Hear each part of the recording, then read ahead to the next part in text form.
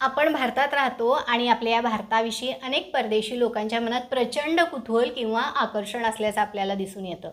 यामागचं कारण पण तसंच आहे। इथलं वैविध्यपूर्ण निसर्ग सौंदर्य, शरीर आणि मनाला समाधान, शांती आणि संपूर्ण आरोग्य देणारं आयुर्वेदशास्त्र, अध्यात्मशास्त्र, योगशास्त्र आणि सगळ्यात महत्त्वाचं म्हणजे भारतातले भरपूर व्हरायटी असणारे वेगवेगळे खाद्यपदार्थ। एकदा का भारतीय खाद्यपदार्थ खाल्ले की चवीनं जेवणं म्हणजे काय हे परदेशी पर्यटकांच्या सुद्धा लक्षात येतं आणि त्यामुळेच वारंवार या भारतीय खाद्यपदार्थांची भुरळ या पर्यटकांना पडत जाते।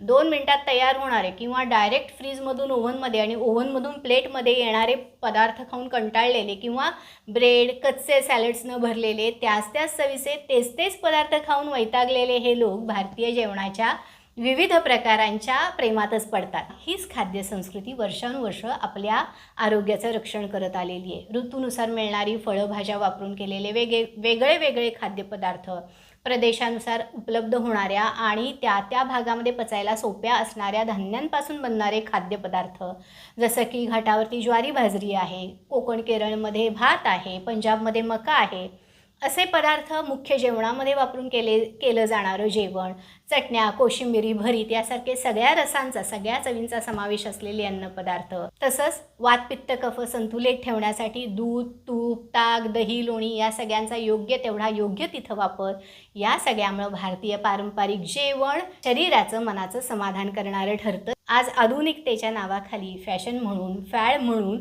जंक फूडच्या मागी लागणाऱ्या आणि 2 मिनिट्स किंवा रेडी टू ईटच्या पदार्थांच्या मध्ये अडकत जाणाऱ्या तरुण पिढीला हे विशेषत्वानं सांगावंसं वाटतं।